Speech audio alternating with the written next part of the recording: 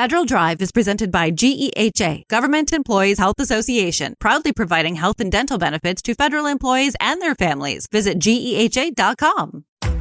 And now, the Federal Drive with Terry Gerton, sponsored by GEHA. Welcome to the Federal Drive on Federal News Network.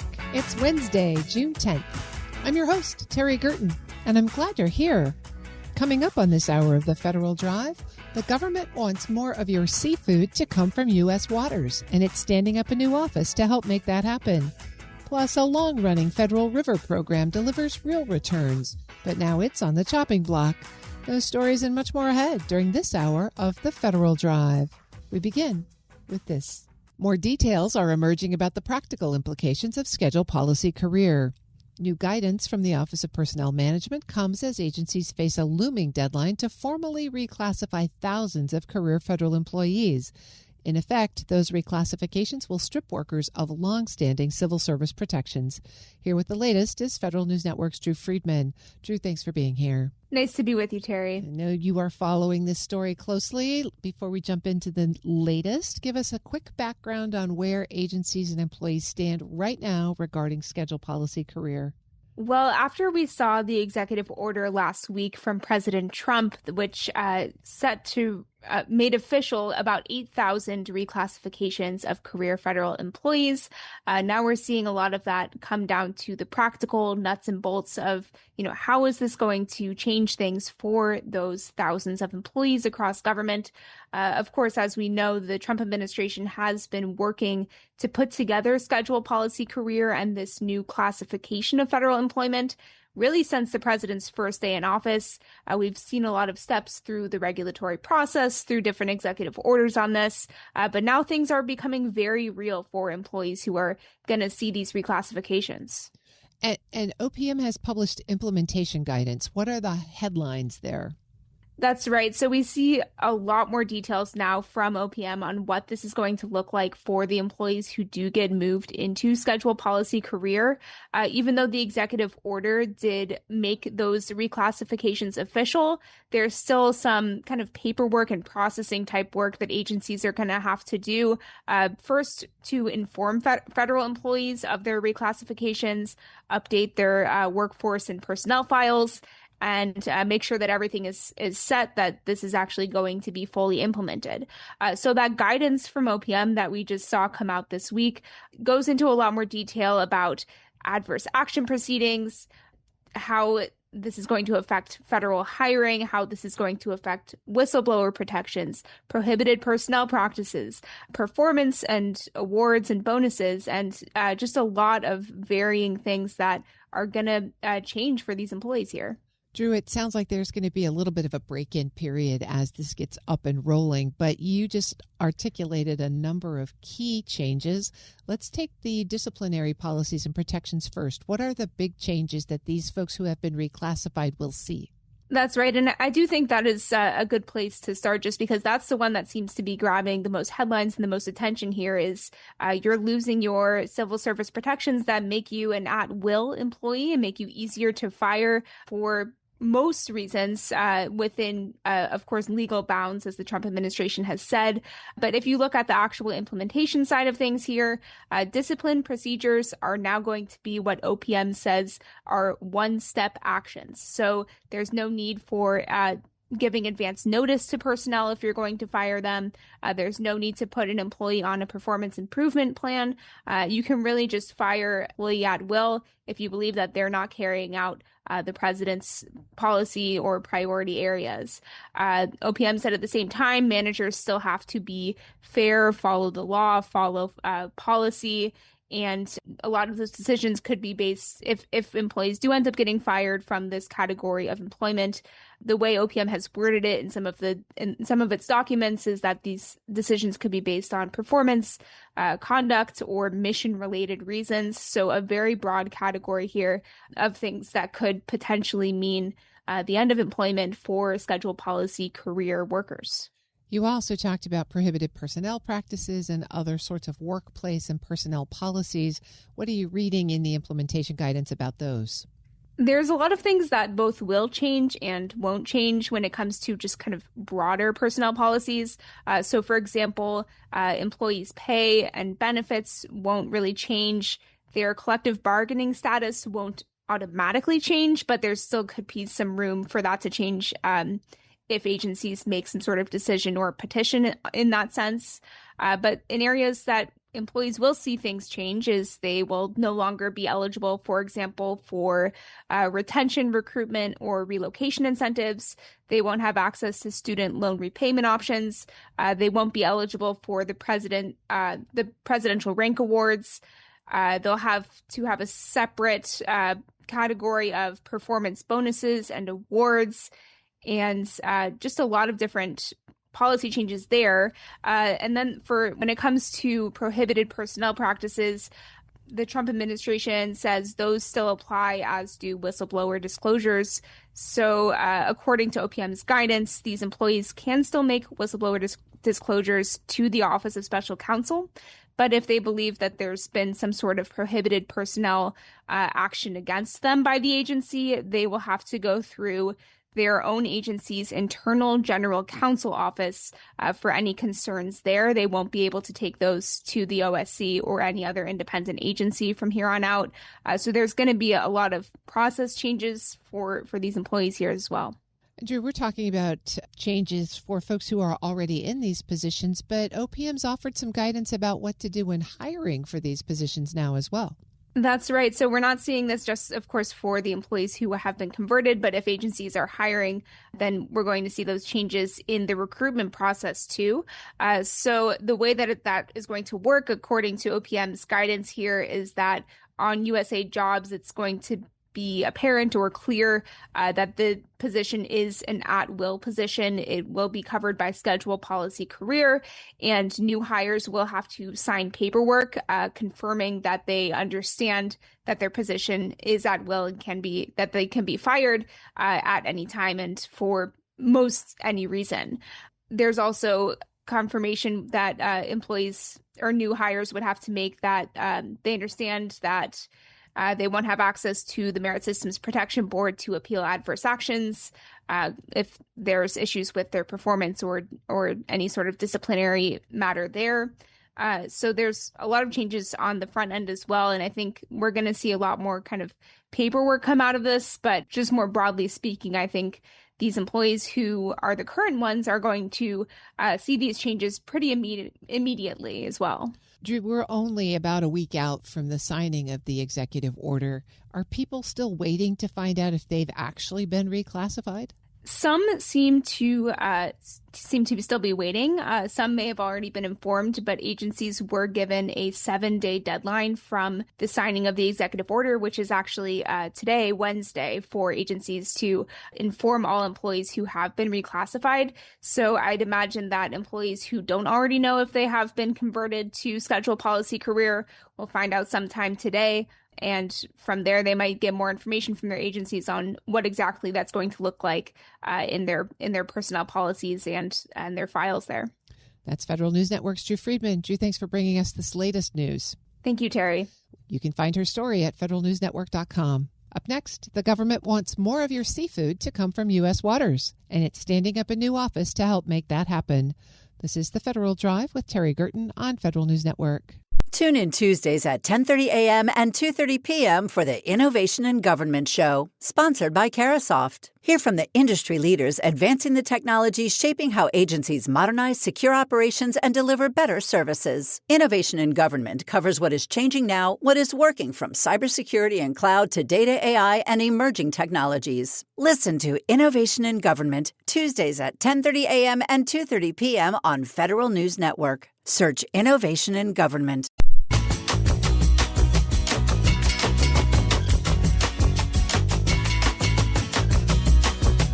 Welcome back to the Federal Drive with Terry Gerton on Federal News Network. Seafood isn't usually top of mind at the Agriculture Department, but that's starting to change. A new Office of Seafood is meant to help grow domestic production and connect producers to markets using USDA's existing tools. Mike Illenberg is acting director of the office, and he's here to tell us how they're getting started. Mr. Illenberg, thank you so much for joining me. It's great to have you on the show today.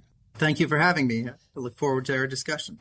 Back in April, the Secretary of Agriculture announced the establishment of a new office, the Office of Seafood. I think when most people think about seafood, they don't think about the Department of Agriculture. They're thinking fisheries or coastal issues or something like that. What brought the need forward to create this office?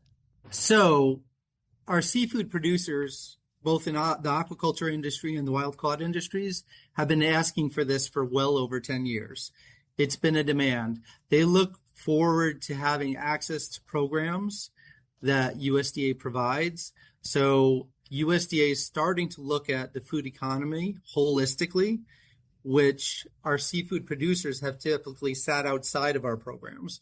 And this gives us an opportunity to bring them into our programs for them to learn a little bit more about USDA and participate in programs that were already available to them, but they weren't familiar with.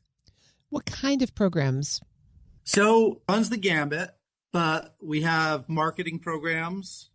We have capital support and loan programs that would help them with their boats and their fishing activities and setting up their businesses. We provide technical assistance to farmers, which they're asking for as well on the seafood side. And we have several aquaculture programs already in place that people are asking for more of. You've used the word aquaculture a couple of times. I think Yes. farm-raised fish versus, say, wild-caught fish. Is it the farm-raised aquaculture that you're focused on here? So we're looking at seafood holistically and the food ecosystem holistically. So we're looking at both our wild catch harvesters as well as our aquaculture producers. Now, historically, USDA over the past 5 to 10 years has been providing a lot of support to aquaculture producers because within the legislation that grants us money and appropriations to fund these programs, aquaculture producers fall within the definition of a farmer because they have closed systems, whereas the seafood producers or the seafood harvesters, like wild catch fishermen, work in open environments and has historically been fallen outside of our purview. Is the demand for this then correlated with the rise in aquaculture? I mean, we didn't hear much about farm-raised fish, say, a decade or so ago. Partially, there has been a huge growth in the aquaculture industry in the United States and globally.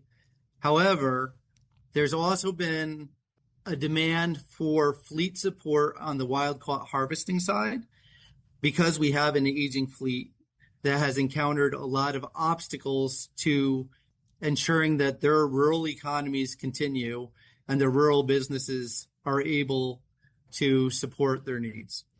So what lane is this new Office of Seafood stepping into here? NOAA's already got responsibility for ocean fisheries. Department of Interior's got the Department of Fish and Wildlife. Even FDA's got a rule here. So where is USDA's Office of Seafood lane? So again, the USDA focuses on rural economies, and we also focus on food production and food distribution systems. So looking at it holistically, USDA is expanding our program opportunities to this group of people who have historically been outside of that. Additionally, NOAA and Interior are viewed by the seafood industry as regulatory agencies versus support industries. While they do have programs that support seafood producers, they're not as broad or as deep as USDA's programs. Mike Illenberg is the acting director of the new Office of Seafood at the U.S. Department of Agriculture.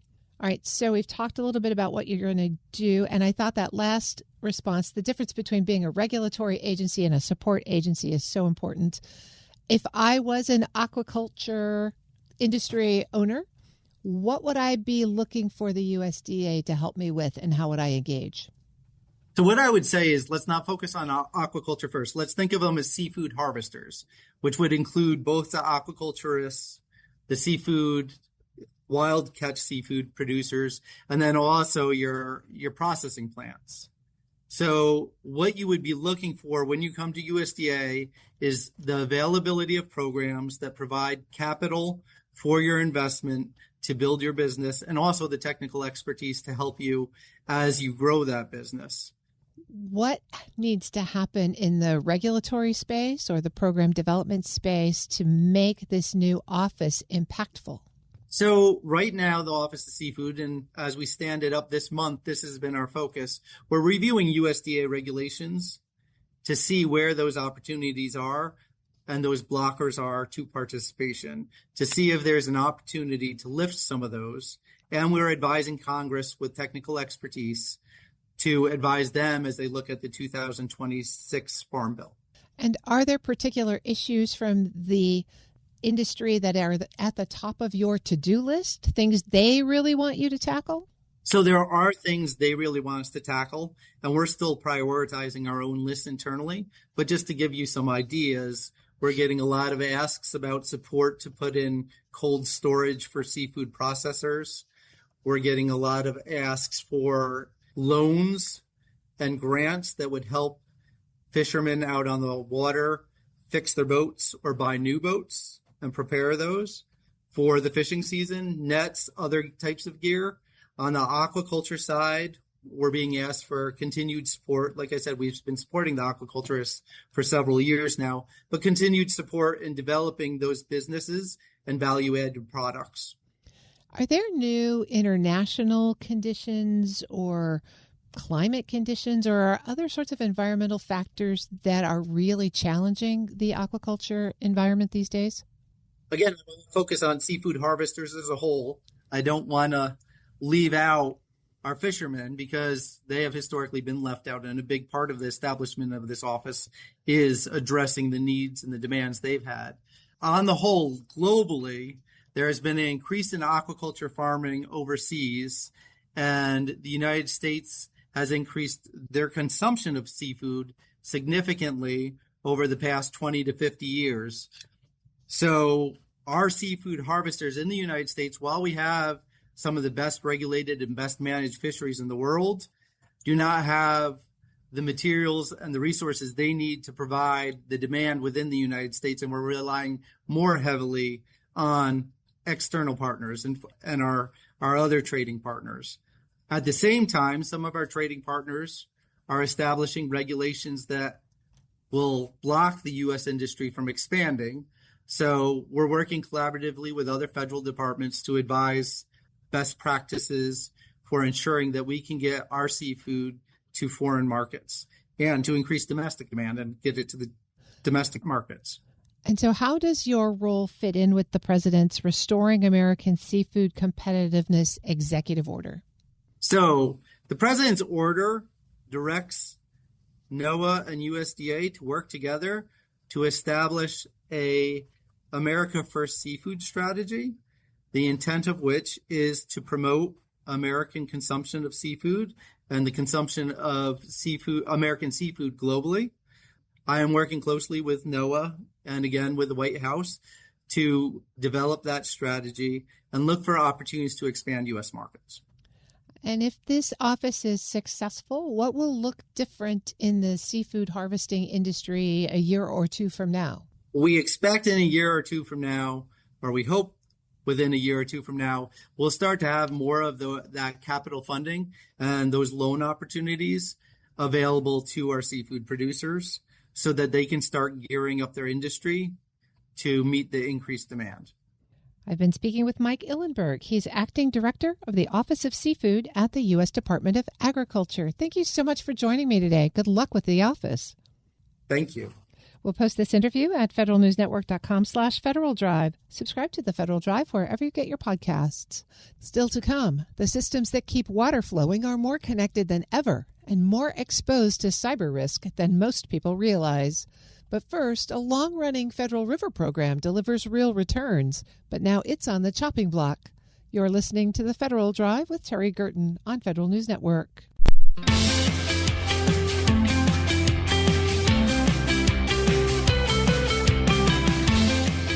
Welcome back to the Federal Drive with Terry Gerton on Federal News Network. For more than 2 decades, the Army Corps of Engineers has worked with partners to change how dams are operated, reducing flood risk and boosting local economies along the way. A new analysis says the returns are significant, but funding is now at risk. Jim Howe of the Nature Conservancy explains what the program actually does and what could be lost. Jim, it's great to have you on the show. Thanks so much for joining me. Thank you, Terry. Nice to be here today. You're actively engaged in support of the Sustainable Rivers program. That program's been around for a little more than a decade, though. So why is it so newsworthy lately? What's going on?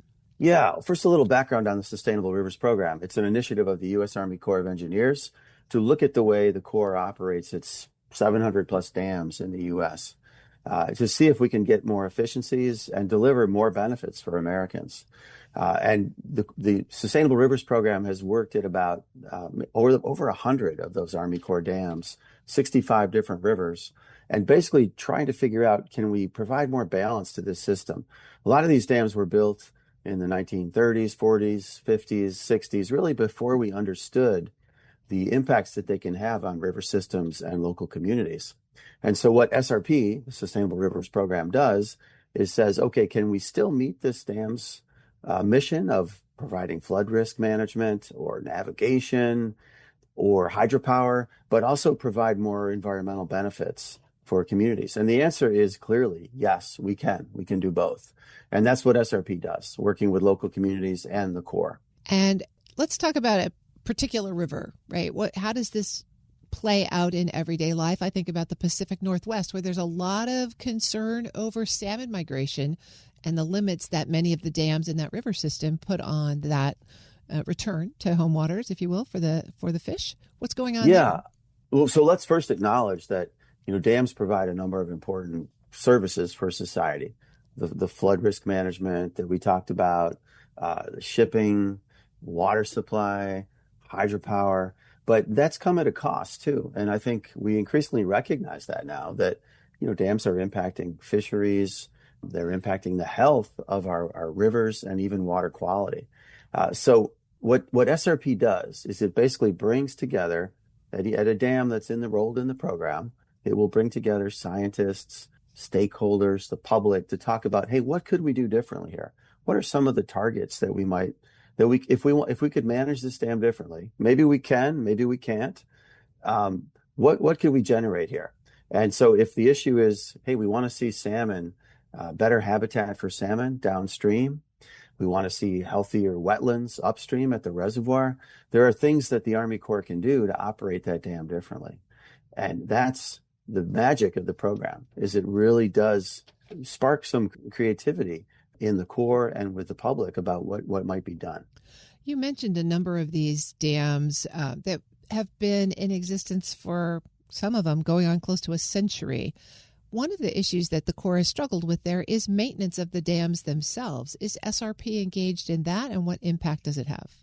No, great question, Terry. SRP does not engage in maintenance of dams or new construction at all. Its focus is purely on operations. So if you think about, if a dam were a car, then SRP is not about building a new transmission, putting new tires on the car. It's really about tuning the engine so that we're getting the best performance from the car. Jim Howe is Senior Policy Advisor with the Nature Conservancy. So, Jim, let's go back to where we started. Why is the SRP program back in the news now? What is the Nature Conservancy worried about here? Yeah, the news, Terry, is that the Nature Conservancy, and let me back up a little bit too. The Nature Conservancy, we're a nonprofit organization with a mission of conserving the lands and waters on which all life depends, not just for nature, we like to say, but for people too. The Nature Conservancy, nature.org, we just commissioned a new economic benefits analysis of the Sustainable Rivers program, which shows that the program is generating a return on investment for federal spending of up to 14 to 1. So for every dollar that the federal government spends, the public is getting $14 back. And that's really that's an extraordinary return, and something that we think underscores the value of this program to Americans. How do you compute that return? Is it increased recreational opportunities or shipping on rivers, or how do you compute that? Yeah, great question again. So how do we determine the return on investment? Well, what SRP is generating is cleaner water, healthier wetlands and floodplains, both upstream and downstream, more fisheries, healthier fisheries. And what that translates into for local communities is better hunting opportunities, better fishing opportunities, more boating and paddling, cleaner water for water treatment plants to treat, more flood resilience when healthier wetlands downstream of a dam can absorb water during storm events. All these things have real and tangible benefits for communities. And what our study showed is that SRP will deliver about $265 million of benefits by 2040. For a small program that's costing about $5 million a year to operate, that's really a tremendous return and the kind of program that we should be investing in. So if the program is only funded at $5 million, why is it on the chopping block? The program has been zeroed out in the administration's proposed budget for the coming year. The good news, though, is that the House Appropriations Committee in May has restored funding to the program to $5 million. I think Congress recognizes the value of this program, and we're hoping that the Senate will see what the House has done and also make sure the program is fully funded in the coming fiscal year.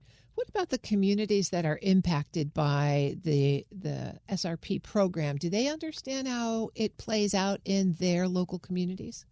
One of the things that we think we need to do more of is to raise the visibility of the Sustainable Rivers program. I think a lot of people don't realize that this program is so effective, but local communities are getting major benefits. I'll give you 4 examples from around the country. And these are all in our case studies in the report that was the independent report that was generated. One is in Caddo Lake, which is on the Texas and Louisiana border. SRP is generating healthier wetlands, and that's providing greater flood storage capacity for downstream and upstream communities. At the Mississippi River in Missouri, near St. Louis, SRP's wetland management techniques have generated more hunting opportunities for Americans. At the Green River in central Kentucky, SRP is changing the way the reservoir is managed, which is creating a longer recreational season for boating and fishing on the reservoir that now stretches into the fall when it used to end in September. And on the Des Moines River in Iowa, SRP's techniques are delivering cleaner water to the river, which is helping fisheries and helping a river that provides drinking water for nearly 500,000 Iowans. So what's at stake here from the Nature Conservancy's perspective in terms of sustained funding and perhaps continued operation of the program? Our concern is that zeroing out the program doesn't just pause the work, it dismantles it. And so we're really pleased to see Congress stepping up. To us, this is exactly the type of program that the federal government should be investing in. It harnesses the value of our natural resources for all Americans, and it seeks a balance in how we manage our rivers and our waters. I've been speaking with Jim Howe. He's Senior Policy Advisor with the Nature Conservancy. Jim, thanks so much for joining me today. Thanks, Terry. And if you want to learn more about the study, please go to nature.org. That's the Nature Conservancy's website. If you do a search on the Sustainable Rivers Program, you'll see some web pages pop up. It's the one that's titled Sustainable Rivers Pay for Themselves. You can read our summary of it, and you can actually click on and read the entire report if you're so interested. Thanks so much. We'll post this interview and a link to the report at federalnewsnetwork.com/Federal Drive.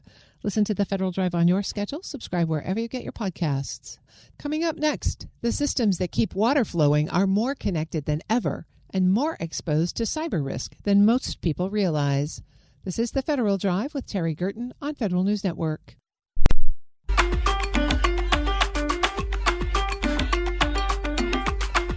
Welcome back to the Federal Drive with Terry Gerton on Federal News Network. Cyber threats are moving beyond data and into the systems people depend on every day, including water and wastewater infrastructure. A new GAO report finds persistent vulnerabilities shaped by uneven resources, aging systems, and limits on federal oversight. Here to break down the findings and recommendations is Dave Hinchman, Director of Information Technology and Cybersecurity at the Government Accountability Office. Mr. Hinchman, thank you so much for joining me today. Thanks. It's great to be here. When people think about cybersecurity threats, we know water systems are not the first thing that comes to mind, but your new report for GAO suggests that they really should be. What's changed in the time that you've been watching this issue that really makes it so urgent now? I think that's a really fascinating question. When we think about water, it's something we take for granted, but the water sector is one part of the national infrastructure of resources. This is electricity, transportation, and since 2003, GAO has reported on the cybersecurity threat to that infrastructure. Of those areas, water is certainly one of them. But in the last couple of years, the water sector has become increasingly reliant on connected technology. They have remote valves or remote pipes that control these massive sprawling infrastructure networks. And all of those points of access, of electronic access, are potential vulnerabilities to a bad actor. The water systems that we are talking about, safe water and water treatment, drinking water and water treatment systems, are not managed by the federal government. They're managed by localities, counties, all kinds of different constituencies out there. How much does that complicate this issue? That's probably the single biggest complexity to this. To your point, there are 170,000 owner-operators of water and water treatment facilities around the country. And all of them, as you point out, it's a mix of private operators, some municipal ones, and of all those things, none of them are required to do most things that the federal government says. We have a very sort of, cooperative relationship with the Environmental Protection Agency, which is the lead agency for the water sector. And so they do have some legislative authority to require people to do things, but for the most part, they really try to convince these owner operators that there are things they need to do. And because they can't make them do it, sometimes those things don't happen, and that's part of the challenge.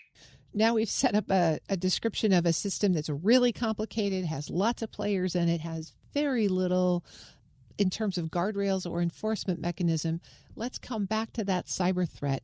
What really does a cyber threat look like when you're thinking about a water treatment facility? So to me, a cybersecurity threat is a bad actor, whether it's a criminal who wants to exploit ransomware and try to blackmail an owner operator for money, or a nation state who's really trying to wreak havoc on our infrastructure. But it's some bad actor coming in and impacting the ability to deliver safe, clean water to the tap in my house. They can do this by accessing control valves, by accessing treatment tanks, by accessing storage tanks, and any failure in that point, stopping the provision of this water, that's what worries us. It's such a simple thing, as we mentioned. It's something we take for granted, but it's something that's very vulnerable and very easy to stop to a dedicated person with ill intent.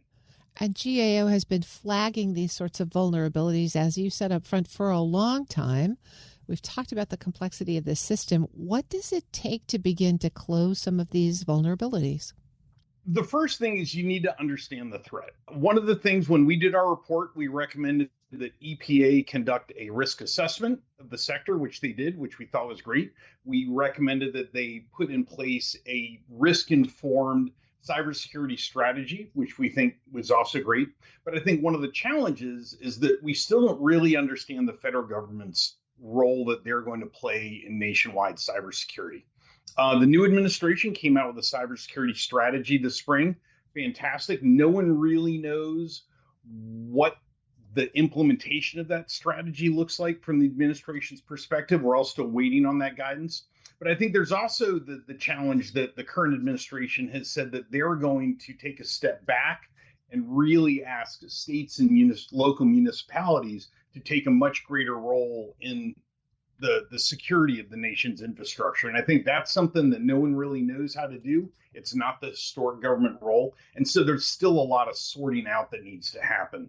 But that's to get back to your original question of that's how we approach this. We need to understand the roles and expectations, but then we also need to figure out the resources and the workforce and the strategy about how we're going to go about making these water systems safer. Dave Hinchman is a director in the Information Technology and Cybersecurity team at GAO.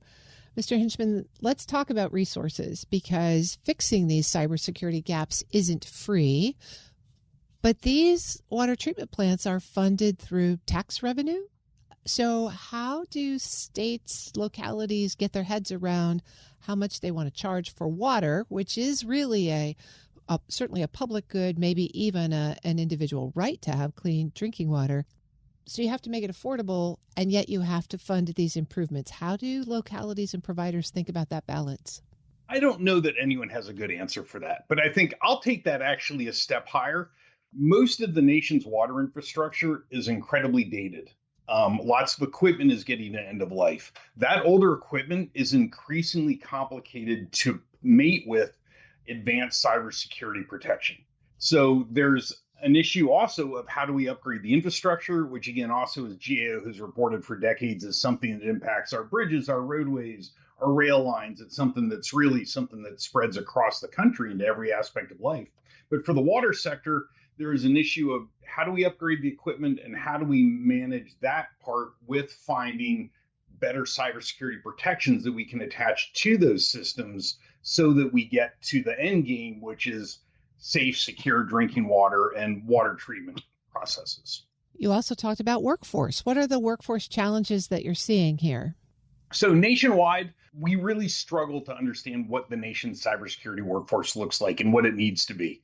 It's a huge issue. Cybersecurity is ever growing part of our everyday lives, in the banking apps we use on our phone, in anything we do. And so to understand what we need, you need to do a needs assessment to figure out where we need staff, and then you have to find those people. And I think one of the things the government also struggles with is making sure that we have properly qualified people to fill all these positions across the country, both within the federal government and also in the private sector. Right. I don't think a lot of kids are sitting around the dinner table telling their parents they want to grow up and work at the water treatment plant, right?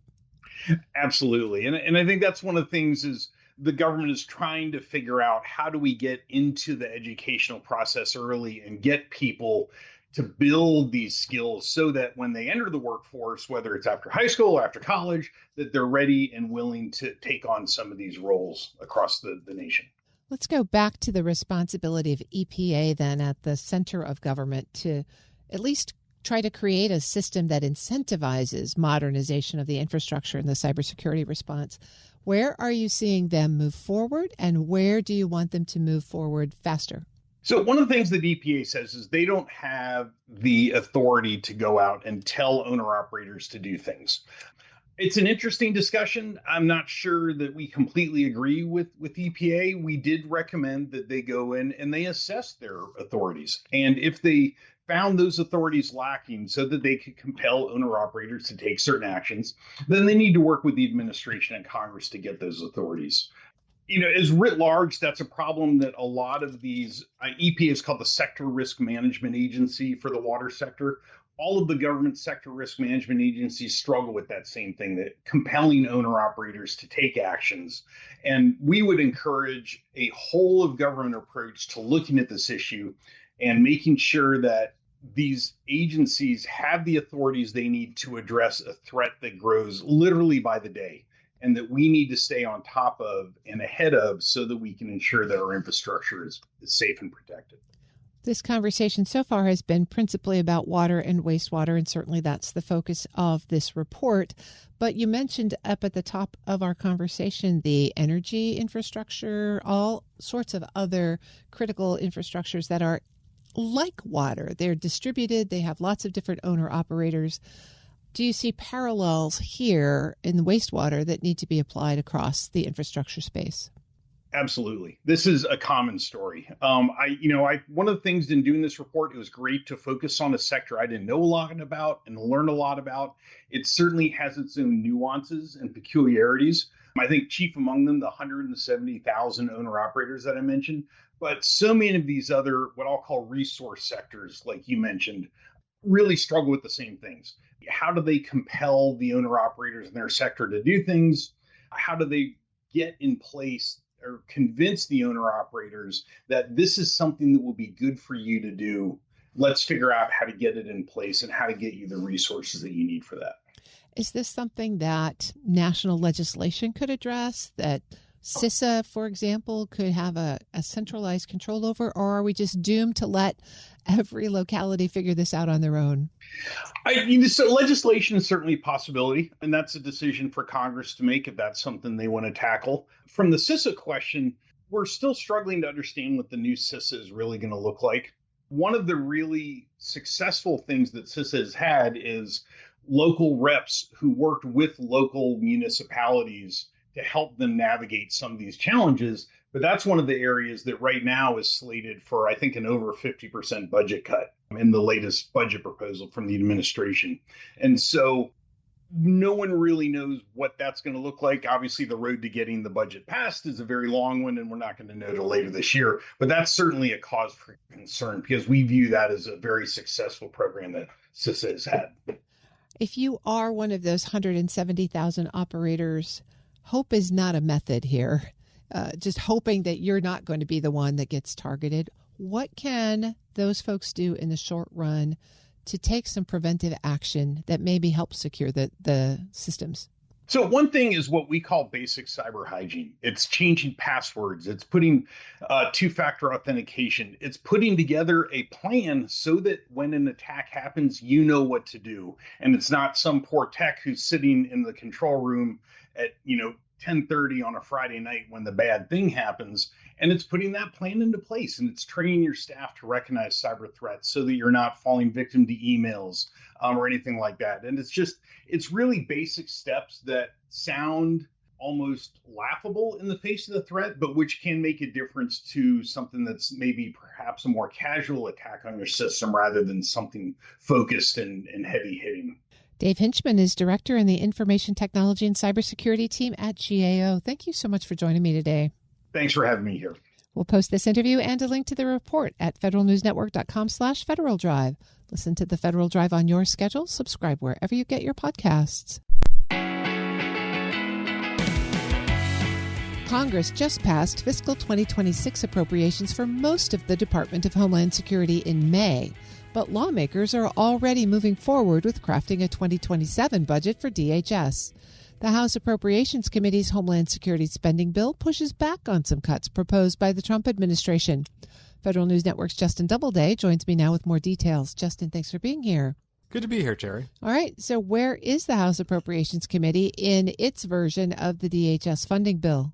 Well, the Homeland Security Subcommittee passed its version of the 2027 spending bill last week, and it's expected to be passed through the full committee this week. And so they are moving along briskly, as they typically do with their own versions of the bills, these appropriations bills. And then the question is, what will the Senate do, and how will this all come together in time, as it almost never does for the end of the fiscal year. But they are indeed moving forward.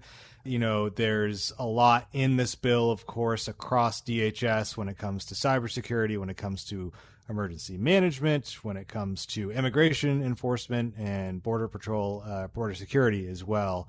So just a month or so after they passed that fiscal 2026 bill for most of DHS, there is now 2027 steaming along pretty quickly. It's got to be complicated to figure out what the baselines are. I mean, so much of DHS got a lot of funding in the one big beautiful bill, and then there were shutdowns and holds on appropriations. We still have the reconciliation bill to fund ICE and CBP since they weren't part of that bill in May. How does this 2027 appropriations bill complement all of those other pieces? Yeah, it's interesting. So, of course, it funds the non-ICE and CBP parts of DHS fully, so to speak, but it also includes some funding for those agencies as well. Even Republican appropriators, though, are a little bit miffed at the fact that they are basically being bypassed by, the reconciliation process and other sort of committee priorities in advancing the ICE and CBP funding, which, of course, is happening this week, $70 billion for ICE and CBP over the next 3 years till the end of this Trump administration. So Homeland Security Subcommittee Chairman Mark Emaday, he said this is not the way that we should be funding the regular operations of agencies, but it is the way that Republicans are choosing to move forward right now with ICE and CBP, and then they will have to figure the rest out with the pieces that they are now putting into place through the regular appropriations process in the coming months. Where are some of the places in this bill that the appropriators diverged from what the administration requested for Homeland Security? Yeah, let's look at the Cybersecurity and Infrastructure Security Agency, CISA. The subcommittee's bill includes about $2.4 billion for CISA next fiscal year. That's actually $400 million more than what the Trump administration had requested for CISA's budget. And it's kind of a flat-ish budget when you compare it to what Congress passed in 2026, but at least it's for CISA's, in CISA's perspective, it's not a cut. As the Trump administration proposed. It would include $31 million for CISA to hire mission-critical positions. And if you remember, CISA has lost roughly 1,000 people over the last year or so. That's 1/3 of its prior workforce totals, but it is now hiring again. CISA has been approved to hire about 300 people in the near term. Homeland Security Secretary Markwayne Mullin acknowledged that CISA probably needs to hire 600 folks back. So they are really doing this kind of yo-yo. And this funding bill would include some money so that CISA could really ramp up that hiring in the coming year. What about FEMA? That's an organization you and I talk a lot about. What are they prioritizing there? Yeah, they're prioritizing grant funding, non-disaster grant funding to be specific. They met the administration's request for the disaster relief fund, roughly another $28.3 billion to do the year-over-year replenishment of that fund. And of course, as we get closer to the appropriations process, as we get closer to the end of the fiscal year and into the next year, that number changes often because of what happens with disasters and FEMA's disaster relief fund often being tapped out maybe faster than they would expect. So that's one area to mention. But then non-disaster grant programs. The House subcommittee here largely rejected the proposal from the White House to cut those programs by $1.3 billion. So there's a whole host of non-disaster grant programs that FEMA runs. For instance, the State Homeland Security Grant Program. The Trump administration had requested about $350 million for that program. House appropriators are putting $506 million in place. Then there's the Urban Area Security Initiative. Again, the White House had put forward $415 million in the budget request for that program. House appropriators put in $600 million. And you can kind of go down the list, but those are two of the big ones. Also, the FEMA's training exercises and technical assistance programs. That includes programs like the U.S. Fire Administration, the Emergency Management Institute. The bill allocates $415 million for those programs, and that's roughly double what the administration had proposed. Those do a lot of training for like state and local first responders. So that's another big area where House appropriators really wanted to shore up FEMA's grant funding. What other headlines caught your eye as you perused the bill? Well, there's the Department of Homeland Security Inspector General budget. This is not like a huge difference, but it's relatively big in the sense that the DHS Inspector General is overseeing a lot right now. DHS has a massively inflated budget compared to where it was 2 years ago.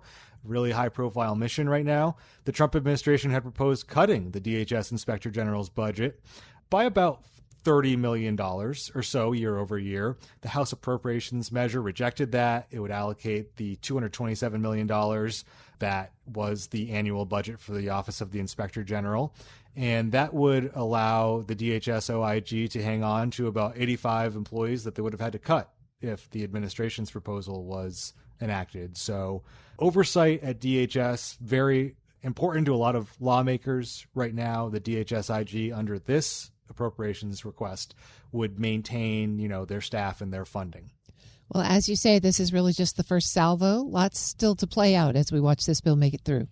Absolutely. And we are just at the start of the summer. It's going to be interesting as we get into the fall and the end of the fiscal year. That's Federal News Network's Justin Doubleday. Justin, thanks for giving us this update. My pleasure. You can find his story at federalnewsnetwork.com. The Federal Drive with Terry Gerton is produced by Eric White and Michelle Sandiford. Our web editor is Stephanie Wright. Are you shaping cloud policy, leading IT modernization efforts, or trying to deliver secure, reliable services? Join Federal News Network's virtual cloud exchange today and tomorrow for timely insights into how agencies are moving from cloud adoption to cloud optimization together. Register today at federalnewsnetwork.com. For the latest updates, stay with federalnewsnetwork.com or follow us on Facebook, YouTube, and LinkedIn. I'm Terry Gerton. Thanks for listening.